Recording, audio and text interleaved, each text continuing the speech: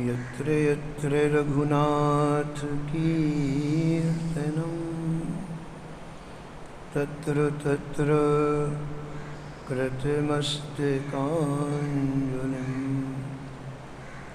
वाष्पवारि परिपूर्णलोचनं मारुतिं नमत राक्षसान्तकम् वाञ्छाकल्पतरुभ्यश्च कृपासिन्धुभ्येव च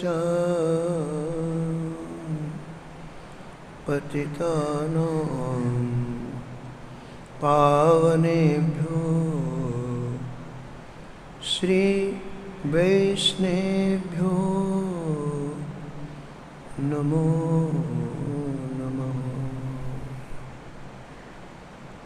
भक्त भक्ति भगवन्त गुरु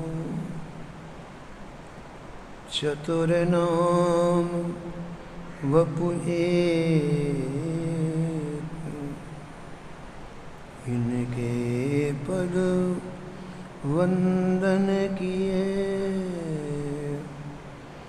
नासत विघ्न अनेक। हरि जो आए विराजिए, कथा सुनहु इतिहास। तुम श्रोता या माल के, तुम पद रज मम आस। तुम पीछे जो और हैं, श्रोता हैं रस खान। इनके सकल मनोरथ पूर्वहु श्री भगवान।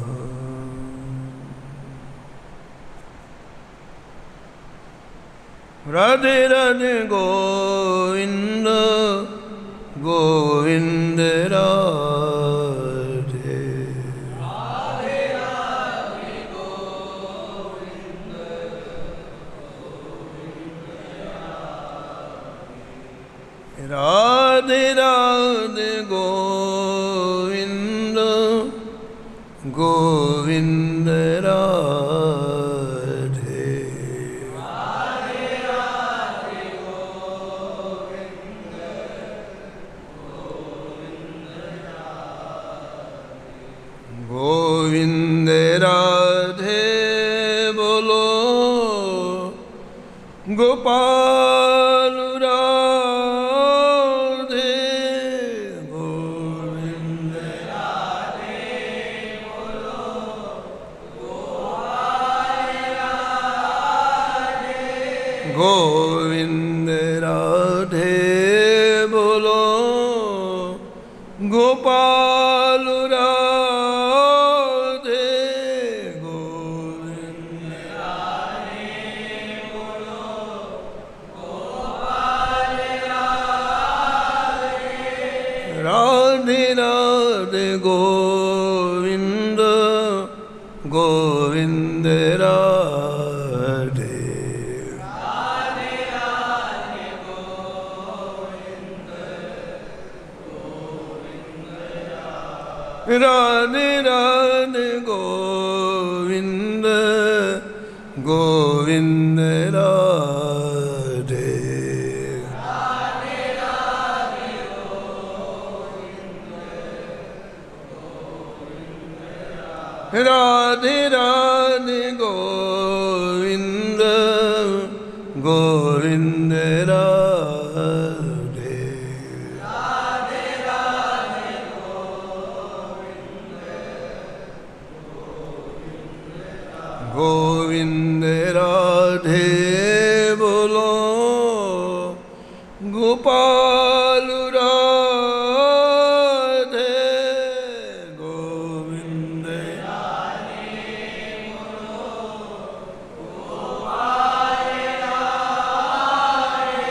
गोविंद राधे बोलो गोपाल राधे गोविंद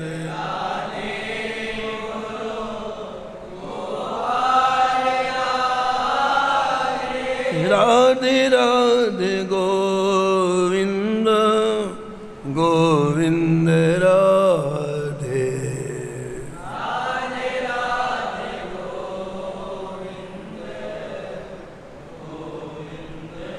राधे राधे गोविंद गोविंद राधे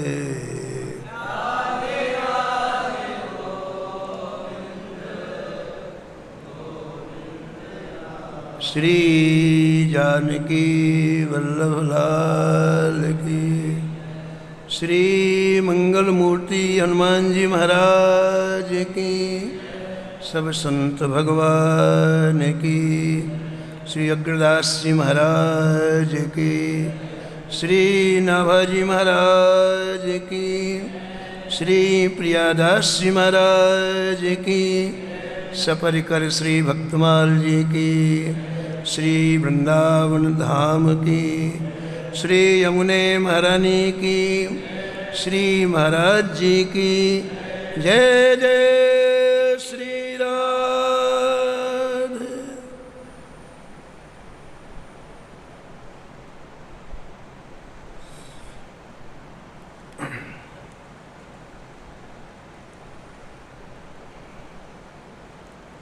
प्रातः स्मरणी परम वंदनी श्री नाभाजी महाराज परम पावन ग्रंथ श्री भक्तमाल में भक्तों के दिव्य चरित्रों का वर्णन किया है। पूर्व क्रम में श्री भक्तमाल के मंगलाचरण का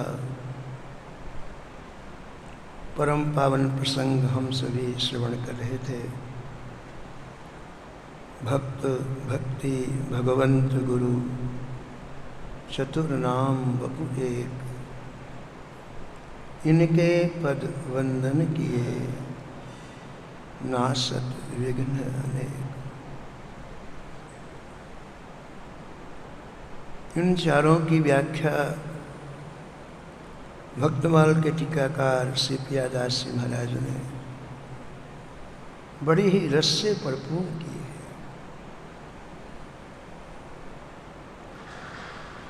किसी भी प्रसंग को जितनी सरलता से अभिव्यक्त किया जाता है उसमें उतनी सरसता होती है, और जो सहज और सरल वस्तु होती है वो सबके उपयोगी होती है। नहीं तो केवल एक वर्ग ही लाभ ले पाता है। यहाँ इन महापुरुषों ने गूढ़ से गूढ़ तत्वों को इतने सहज रूप में अभिव्यक्त किया है जिससे जीव मात्र उसका परम लाभ ले सके। इन चारों की शास्त्रीय व्याख्या अलग है। भक्त कौन है, भक्ति कौन है, श्री भगवान कौन है, गुरु कौन है। लेकिन प्रियादास ने अपने हृदय के भावों को उड़ेला। हरि गुरु दासन सो साचो सोई भक्त सही, गही एक टेक फिर उरते न टरी है। गही एक टेक फिर उरते न टरी। भक्ति रस रूप को स्वरूप यह छवि सार, भक्त रस रूप को चारु हरि नाम ले तो असुवन झरेंगे, चारु हरि नाम ले तो असुवन झरी, असुवन झरी, असुवन झरी। कैसी सुंदर व्याख्या है, कैसी सरस व्याख्या है। गुरुदेव के प्रति सच्चे रहे। हृदय के भाव ही तो मृत्यु के बाद जाते हैं, और क्या जाता है? जीव का स्वभाव जाता है साथ में। स्वभाव को इस मानव जीवन में सहज बनाओ, सरल बनाओ। श्री ठाकुर जी के प्यारे दुलारे संतों के प्रति निष्कपट रहे, जैसे वैसे, कोई दुराव नहीं, कोई है जैसे। और ठाकुर जी के सामने जाओ ना तो जैसे है वैसे जाओ। बस आप ठाकुर जी के मन पसंद भक्त हो गए। दुनिया के पसंद नहीं, ठाकुर जी। ठाकुर जी को क्या प्रिय ये भक्तमाल में है। दुनिया को प्रिय हो भक्त नहीं, ठाकुर जी को क्या अच्छा लगता है। यहाँ कोई पात्रता की कहीं कहीं वर्णन नहीं है कि आपकी क्या एलिजिबिलिटी पात्रता होनी, कहीं नहीं है। एक हृदय के भाव का वर्णन, ऐसा वर्णन। न कोई चीज लेना है न देना है, केवल इसे सजाना है, कुछ नहीं करना। श्री ठाकुर जी की प्राप्ति इतनी सहज, इतनी सरल है। पूज्य भाई जी कहते हैं नौकरी मिलना कठिन है, ठाकुर जी का मिलना सरल है, क्योंकि उसमें बाहरी चीज का कोई समावेश नहीं महाराज, सब अंदर की चीज। बाहर कोई गरीब हो सकता है, अमीर हो सकता है, बाहर किसी के पास साधन हो सकते हैं, किसी के पास नहीं हो सकते हैं, लेकिन अंदर तो सबका एक श्रेणी का मामला है। कुछ चाहिए नहीं बाहर की चीज ठाकुर जी को। पूज्य स्वामी श्री राम सुखदास जी महाराज कहते हैं जिस स्वभाव को साथ में जाना है उसकी फिक्र किसी को नहीं, जो नहीं जाना उसकी फिक्र है। भक्त कौन है? जिसका अंतःकरण जैसा है वैसा अभिव्यक्त हो। केवल एक बात पर ठाकुर जी नीचे गए विभीषण के, विभीषण जैसा था वैसा ठाकुर जी से कहा। बस कुछ भी जब तब कुछ भी नहीं था, मैं जैसा हूं आपका हूं।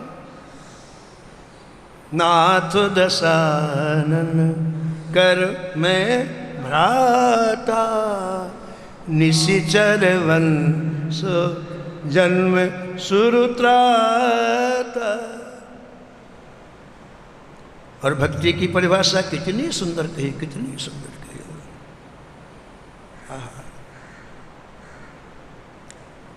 ये अंतःकरण इतना द्रवीभूत हो जाए, इतना द्रवीभूत। जब तक कोई किसी तरह का विकार रहेगा तब तक अंतःकरण की में मलिनता रहेगी, तब तक कभी पिघलेगा ही नहीं। विकार रहित होने के बाद बिल्कुल पिघलता है महाराज, और पिघली हुई चीज बहती है। जैसे अंतःकरण पिघला वो आंसुओं के माध्यम से बाहर आता है। पिघली हुई चीज में किसी चीज की छाप पड़ती है। लाख कितनी कठोर होती है, उसको पिघला के जो रंग डाल दिया जाता है उसी रंग की लाख हो जाती है। हरे रंग की, लाल रंग की, पीली रंग की, फिर वो रंग कभी नहीं जाता है।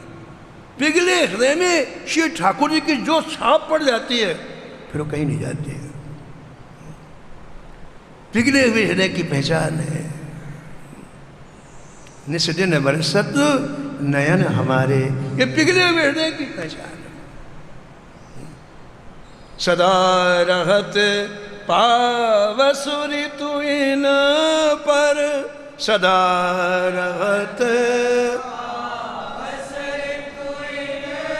जब से श्याम सिधारे, जब से श्याम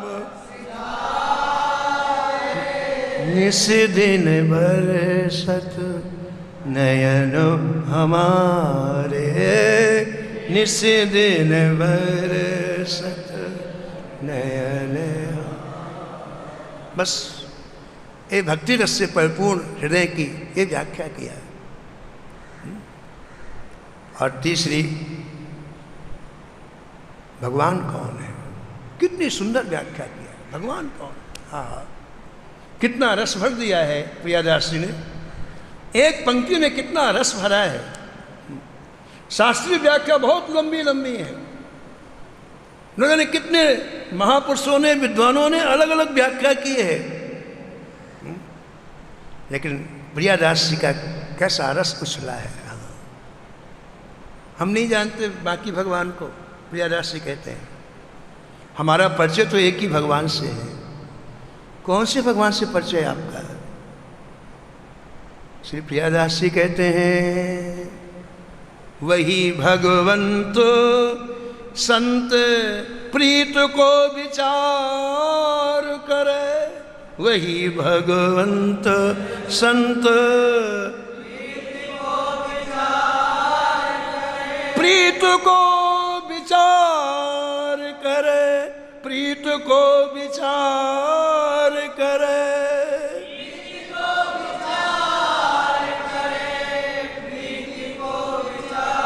वही भगवंत संत प्रीत को विचार करे, वही भगवंत संत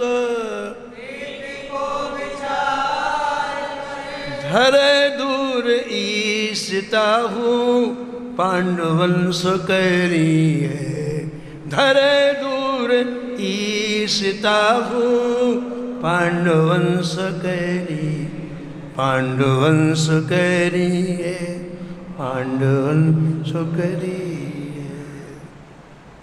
जब तक ऐश्वर्य होगा तब तक प्रीति नहीं होगी। हम ऐश्वर्यशाली, हम तो आसमान में बैठेंगे, काहे कि सबके साथ रहेंगे। जब तक ऐश्वर्य होगा तब तक प्रीति नहीं होगी। सहजता में प्रीति होती है, अपनत्व में प्रीति होती है। तो जो सातवें आसमान के भगवान हैं उनसे हमारा काम नहीं बनेगा, ऐसा प्रियदास कहते हैं। कौन से पैसे से काम चलता है? जो जेब में है कि जो विदेश में है? बताओ कौन से पैसे से काम चलता है? पॉकेट वाले। समय पर ये काम देगा महाराज जी, वो काम नहीं देगा। तो जो ठाकुर 24 घंटे हमारे पास में रहे उनसे हमारा काम चलेगा। दूर दराज के ठाकुर से हमारा काम नहीं चलेगा। श्री प्रियादास जी कहते हैं जो संत के हृदय के भावों का स्वादन करें, हर पल हर क्षण उनके जो भावों की उर्मियाँ निकलती हैं उसमें जो डूब जाएं, उसके लिए जो पिपासु हो, प्यासे हैं, वो है हमारे भगवान। न वैकुंठ लिखा, न गोलोक लिखा, न साकेत, कुछ नहीं लिखा इसमें। मान जी कुछ नहीं लिखा। जो भक्त मात्र के हृदय के उन रसमय भावों का निरंतर आस्वादन करें, प्रीत का विचार करें, उसमें उसके लिए पिपासु रहें, प्यासे रहें, चकचकी लगा के देखते रहें, तो भगवान हमारे। हजारों भगवान की व्याख्या हजारों ग्रंथों में हजारों तरह की है, आप आगे सुनेंगे। अलग अलग विद्वानों की, अलग अलग लेखकों की, अलग अलग शास्त्रों की अलग अलग व्याख्या है, लेकिन एक पंक्ति ने सबको पीछे कर दिया।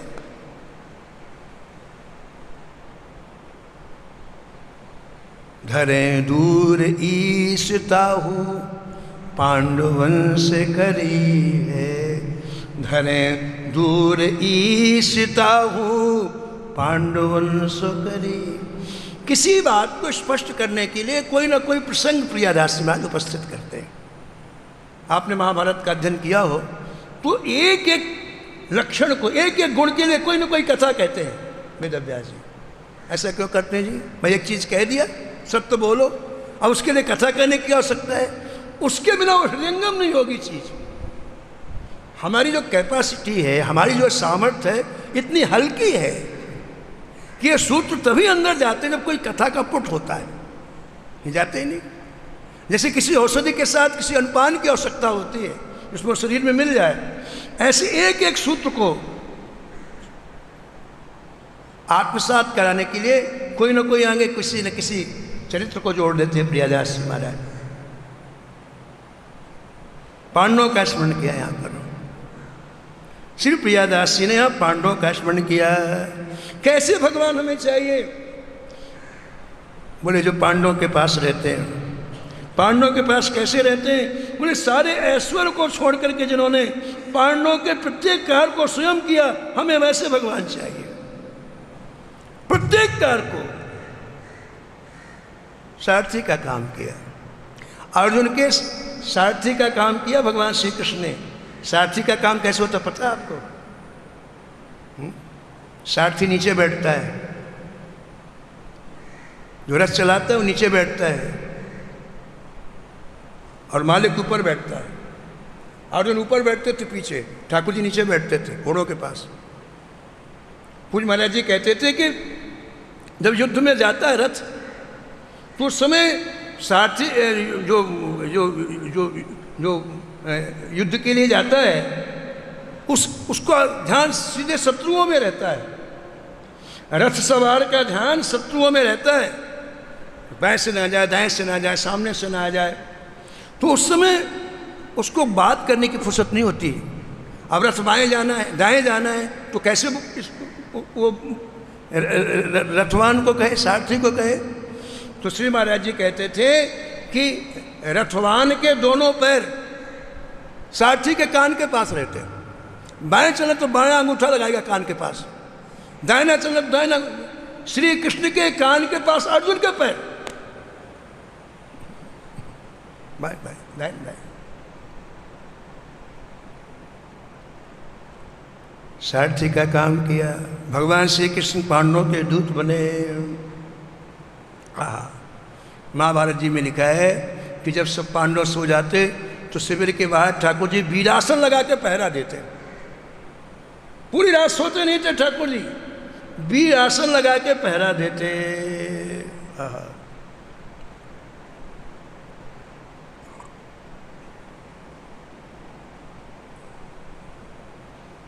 युद्ध के 3 दिन हो गए। पांडवों की सेना ने आधी कौरवों की सेना समाप्त कर दी।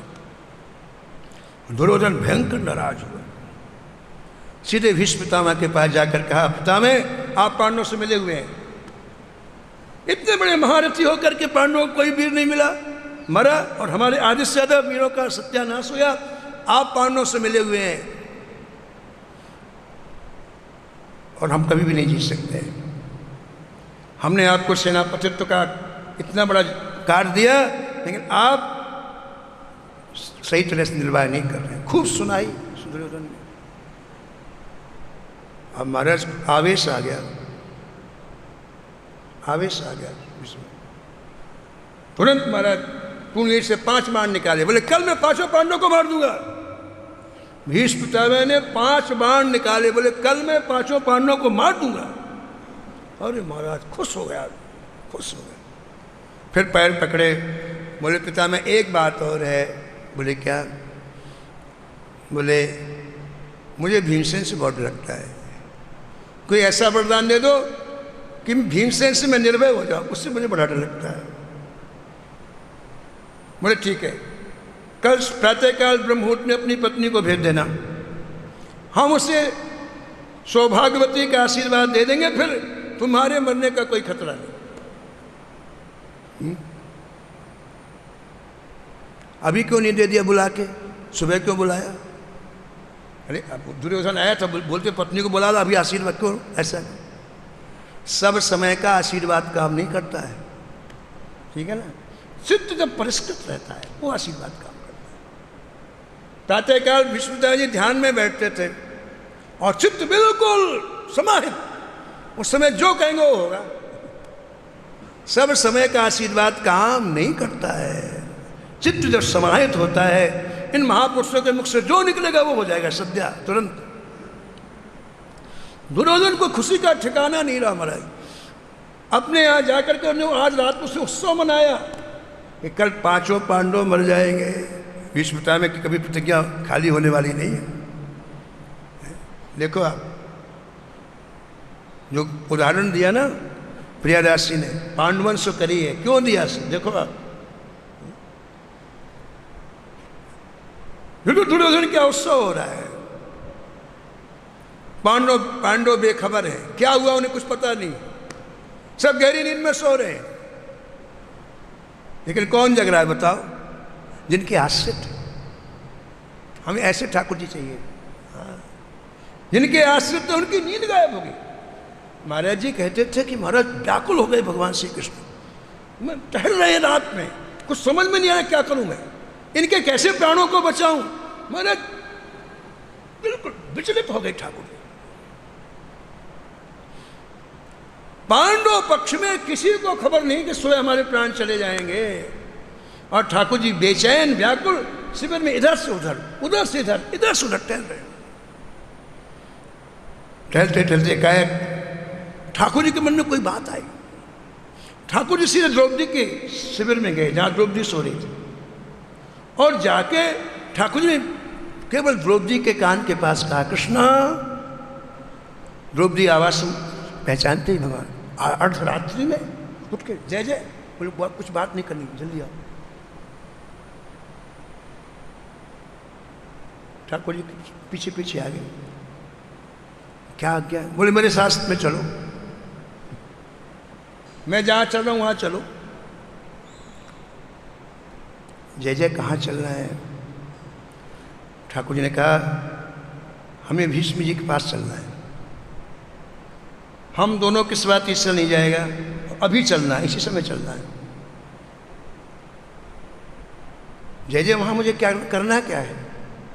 बोले तुम्हें इतना लंबा घूंघट निकाल के रखना, तुम्हारा चेहरा नहीं दिखाई पड़ना चाहिए, और जब तक भीष्म जी आशीर्वाद न दे तब तक बोलना भी नहीं।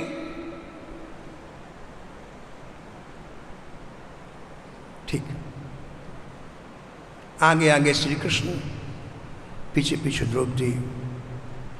महाराज 2-2:30 बजे का समय, सन्नाटा छाया हुआ, पूरी सेना थक करके चूर हो गई है, अब पड़ी हुई है, बेहोश पड़ी हुई है।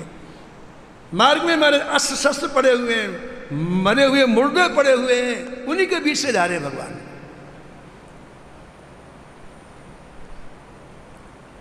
सेना के उस भाग को जैसे पार किया,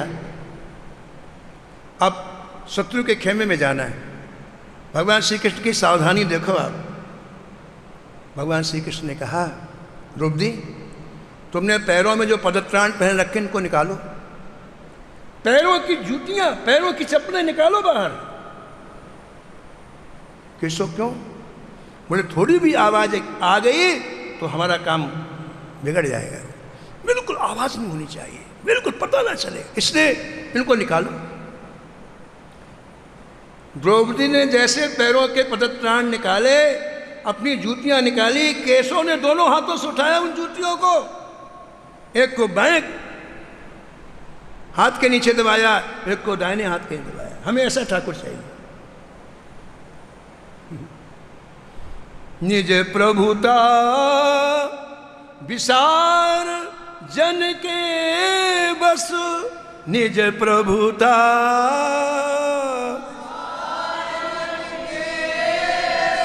हो तु सदा यह रीति, हो तु सदा यह रीति, करत दास पर प्रीति ऐसी हरि, करत दास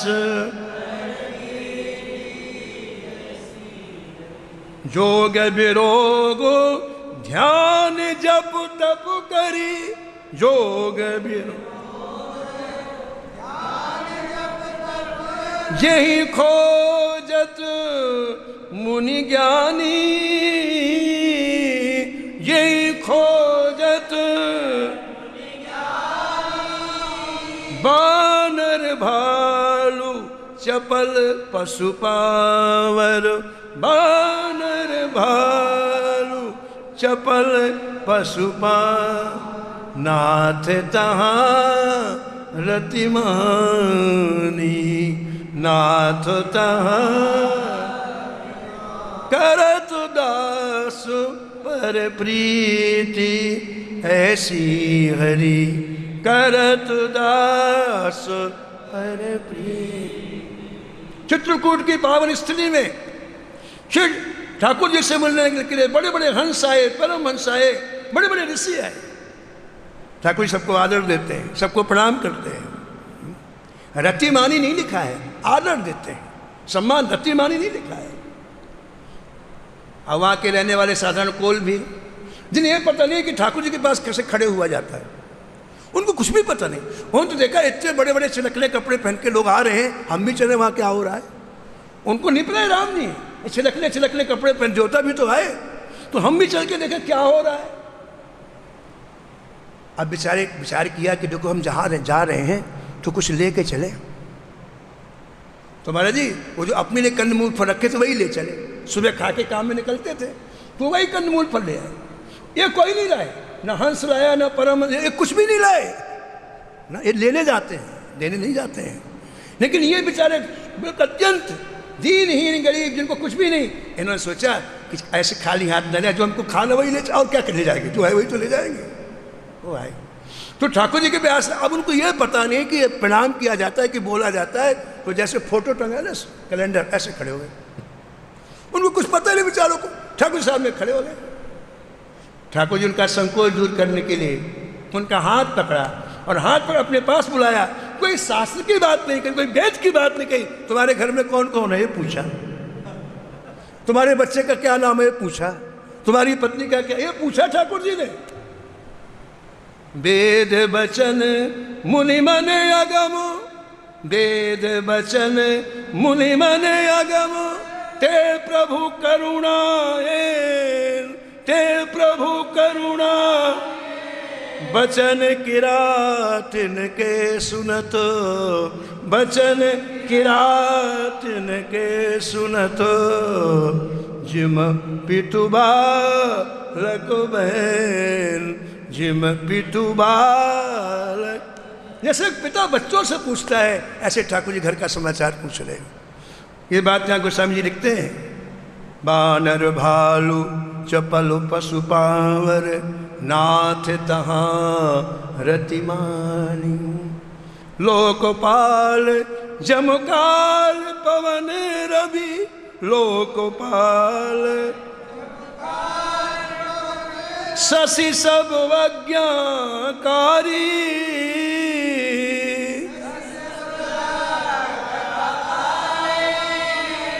सृष्टि में ब्रह्मांड में कोई नहीं है जो ठाकुर जी की आज्ञा का पालन न करे।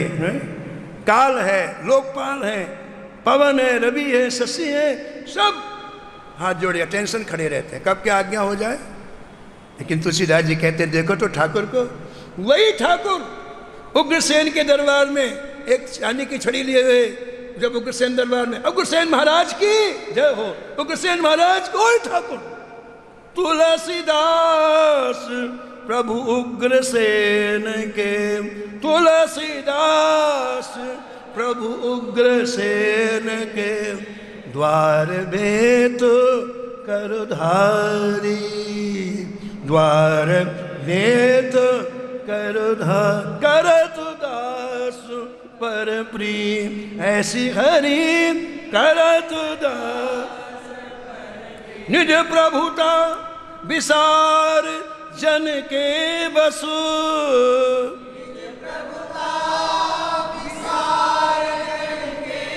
निज प्रभुता विसार जन के बसु,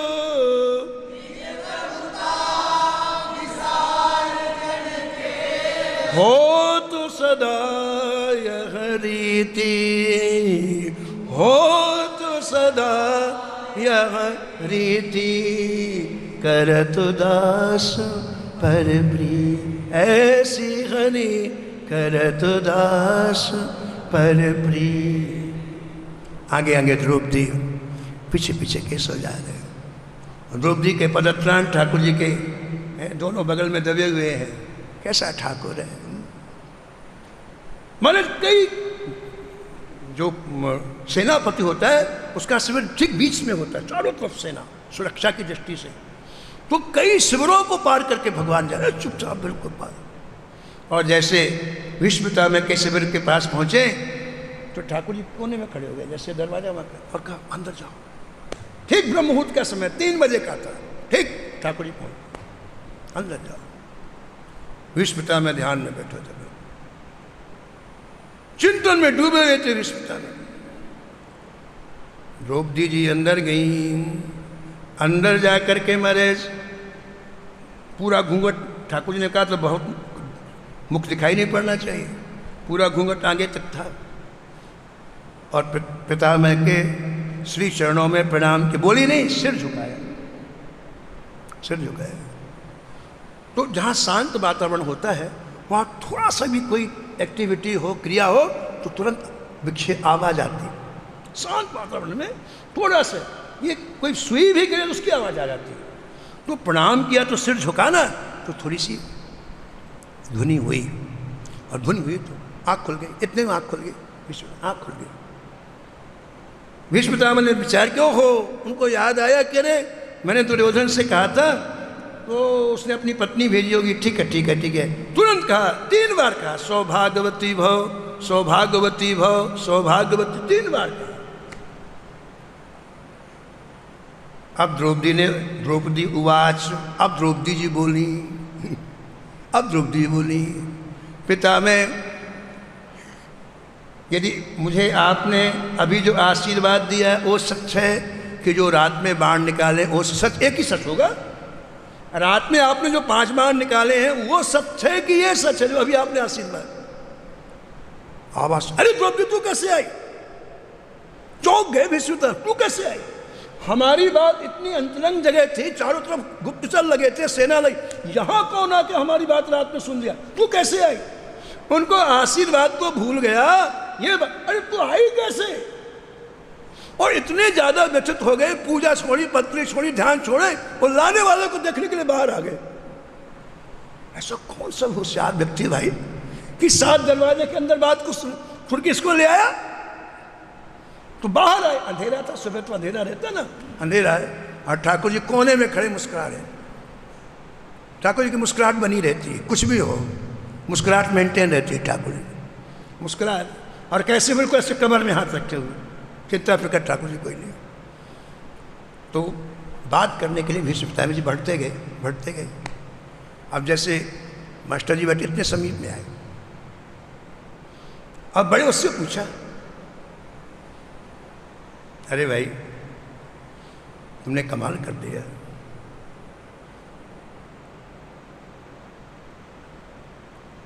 तुम पांडवों की गुप्तचरी करते हो? भाई ऐसा होशियार गुप्तचर तो हमने कभी देखा नहीं।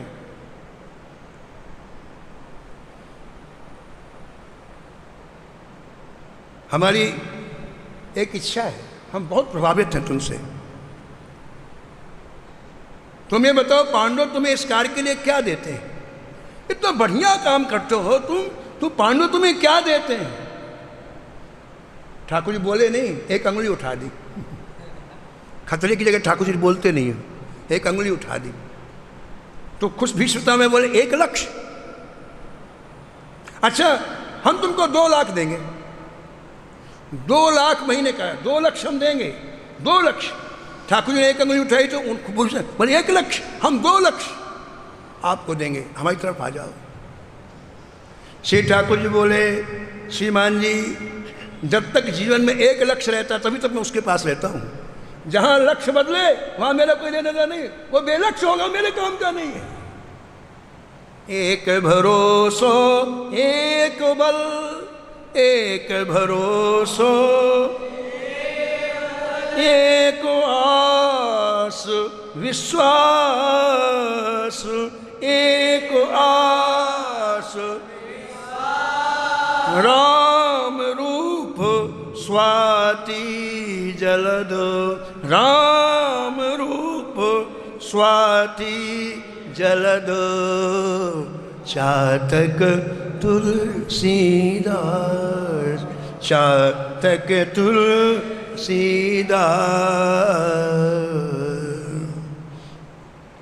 भीष्म ने 5 बाण फेंक दिए।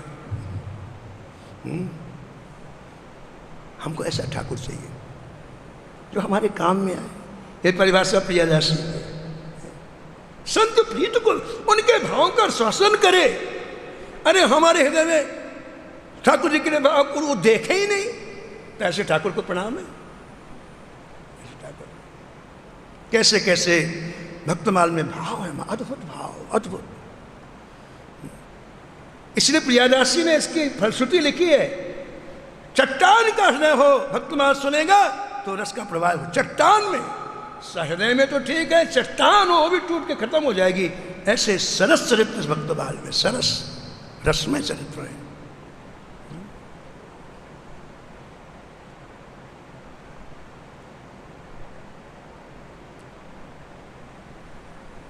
कैसे प्रीति का आस्वादन करते हैं, एक चरित्र संक्षेप में सुनो आप। जगन्नाथपुरी की परम पावन भूमि में श्री जगन्नाथ जी विराजते हैं। बड़ी सेवा होती है जगन्नाथ जी की, अद्भुत सेवा। महाराज सेवा देख के आओ आप लोग, सुबह से लेके रात्रि में 11 बजे तक सेवा, एक के बाद एक के बाद एक के बाद, महाराज पूछो सेवा होती है। वहीं एक भाव हृदय की एक महिला रहती है, उसने भक्ति के कोई वाह्य उपकरण कभी जीवन में नहीं किए। कभी उसने न जप किया है, न तप किया है, न कोई है बाहरी कोई वेश, कुछ नहीं किया उसने। पुरी में रहती है, उसको पता है कि ठाकुर जी यहाँ विराजते हैं। शायद दर्शन करने भी कभी नहीं गई हो, कभी दर्शन करने भी नहीं। ये है कि ठाकुर जी विराजते हैं, बस इतना ही। अकेले घर में कोई नहीं है, अकेले घर में कोई नहीं, घर में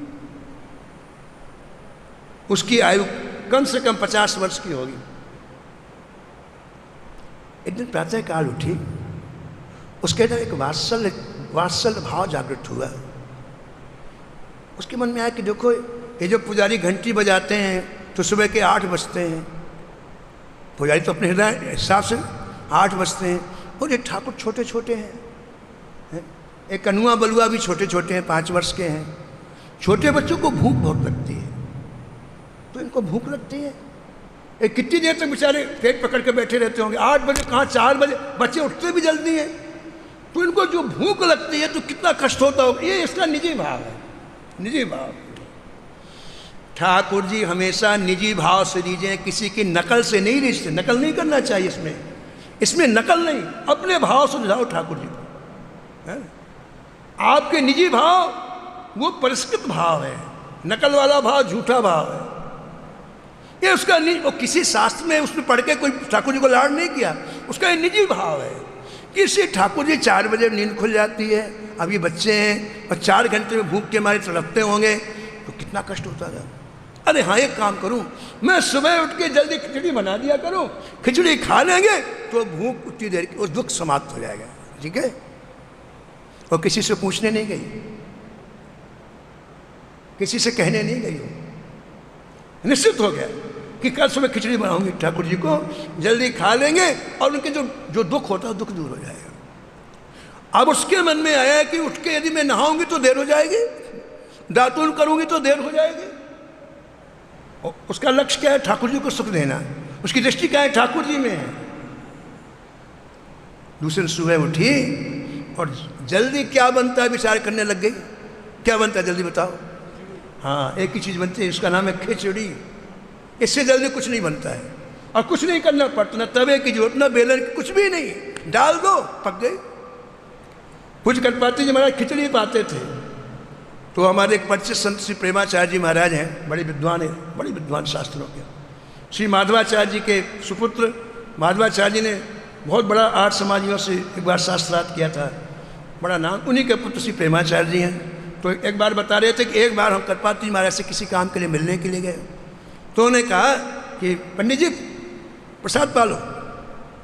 तो हमने कहा ठीक भैया, 2-4 तो शाम को पाते तो 4 बजे हो। बोले ठीक है। महाराज बोले पत्तल में गरम गरम खिचड़ी परोसी गई, ना उसमें नमक, ना उसमें जीरा, कुछ भी नहीं, बिल्कुल भात निकलती। बोले जल्दी पाओ जल्दी पाओ। वो भी पा रहे थे, बोले कोई स्वाद नहीं महाराज, वो पा गए सब, हमसे हमारी हालत खराब हुई पाने में। खिचड़ी जल्दी बनती है। तो उसने खिचड़ी बनाई, खिचड़ी बना करके उसने रखा। पहले दिन की बात, वो मंदिर नहीं गई। भाव की ताकत देखो आप। ये ठाकुर जो है ना, प्रीत का जो आस्वादन प्रियादास जी ने कहा है, सुनो आप कैसा ठाकुर चाहिए हमको, जो हृदय के भाव का आस्वादन करे। उसके हृदय में भाव जागृत हुआ और ठाकुर जी को भूख लगाई।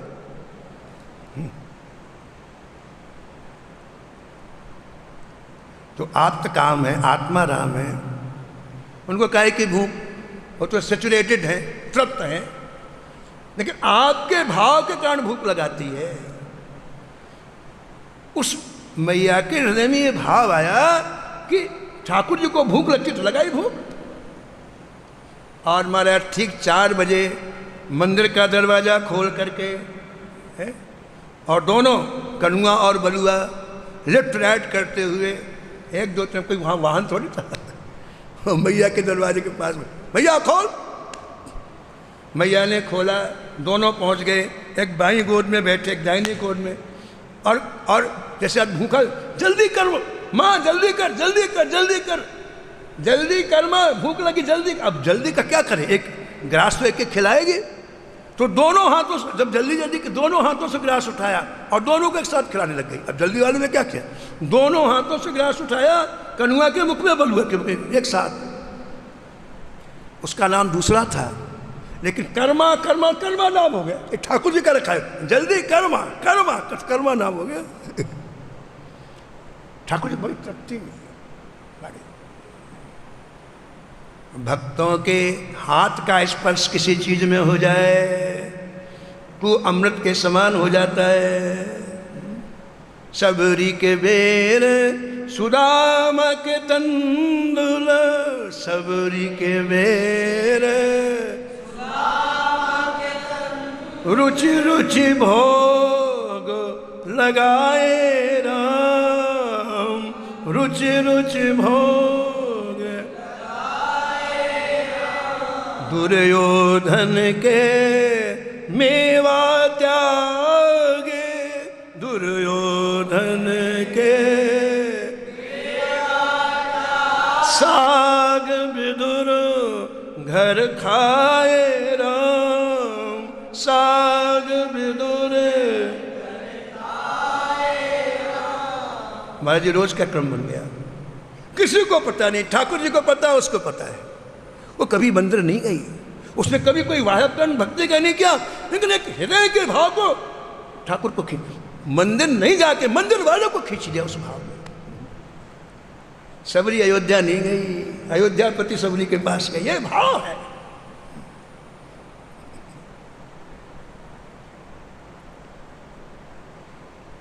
पूज्य महाराज जी कहते थे, उसको इतना रस आने लग गया कि उसकी उम्र 100 वर्ष की हुई, उसे पता नहीं चला। जब रस आता है ना तो बाह्य चिंतन नहीं होता महाराज जी, भौतिक चिंतन नहीं होता।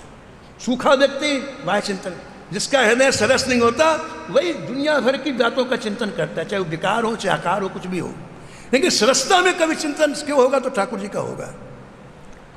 तो उसको उसका जीवन इतना सरस हो गया, उसको पता नहीं मैं 100 वर्ष की हो गई, एक दिन उसका शरीर ही छूट गया महाराज। राजा रघुराज सिंह ने लिखा है बड़ा सुंदर भाव कि जब शरीर छूट गया तो दुनिया वाले नहीं, ठाकुर जी रोए, जगन्नाथ जी रोए, जगन्नाथ जी। ये है ऐसी हरि करदास पर प्रीति, रोए, और रोए नहीं कि दिखाने के लिए रोए, बोले आंख सूझ गई, ठाकुर लाल आंख हो गई, पूरा चेहरा लाल। प्रातःकाल पुजारी लोग गए उत्थापन कराने के लिए, डर गए, इतना विकृत चेहरा रोते रोते ठाकुर जी का हो गया, डर गए, भागे पुजारी लोग, आज हम सेवा नहीं कर पाएंगे। पुरी नरेश के पास पहुंचे, पूरी व्यवस्था पुरी नरेश पुरी के राजा के पास होती थी, बोले हजूर आज हम सेवा नहीं कर पाए, ऐसा हमने कभी ठाकुर जी का मुखारबिंद देखा ही नहीं, आज चलो। राजा ने स्नान किया, रेशमी वस्त्र पहने, राजमहल से घोड़े में बैठ करके मंदिर आया, अंदर जाके देखा, ओह ऐसा कभी दर्शन ही नहीं हुआ। चरणों में गिर पड़ा, जय जय, हम आपकी लीला तो कुछ समझ नहीं सकते, हम माया ग्रसित जीव हैं, माया ग्रसित जीव, आपकी उन दिव्य लीलाओं का अनुभव नहीं कर सकते, आप यदि कुछ बताएं तो समझ सकता है। सो जाने जेहि देहु जनाई, सो जाने जानत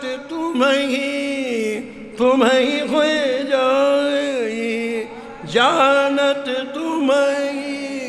तुम्हें हुए। ऐसा कह करके राजा रोने लग गए। तो ठाकुर जी को एक शब्द कहने में इतनी ताकत लगानी पड़ी, इतने दुखी थे ठाकुर जी को एक शब्द की इतनी ताकत लगानी पड़ी। अपने आप को उस बड़ा संभाल के ठाकुर जी बोले, राजन हमारी माँ चली गई है, बस इतना बोले, राजन हमारी माँ चली गई है। फिर रोने लगे थे, बिलख बिलख। राजा को पता चला कर्मा नाम की माँ थी ठाकुर जी की, और रोज खिचड़ी का भोग लगाती थी ठाकुर जी की, उसका शरीर आज पूरा हो गया है। तो हाथ जोड़ करके राजा ने कहा, भगवान कर्मा के शरीर के हमारे हृदय में प्रीति नहीं है। प्रेमियों, ठाकुर जी किसी पदार्थ का आस्वादन नहीं करते, आपके हृदय के भाव का आस्वादन करते हैं, भूल में नहीं रहिए। महालक्ष्मी जिनके पैर दबाते, क्या दोगे तुम उसको? संसार सृष्टि की अधिष्ठात्री देवी महालक्ष्मी, वो जिनके चरण दबाते हैं, उनको आप क्या दोगे संसार की वस्तुएं? लेकिन किसी चीज में भाव आते ही वो दिव्य हो जाती, महान हो जाती।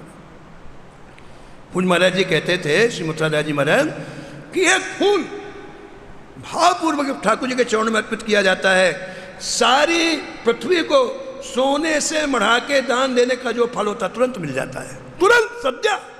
ये भाव की कीमत है, उस फूल के लिए एक पैसे के फूल की कीमत नहीं है वो। तो राजा ने कहा कि जय जय, हमारे अंदर कर्मा के शरीर की प्रीति नहीं है। हम खिचड़ी तो बना सकते हैं, लेकिन वो प्रेम कहाँ से लाएंगे?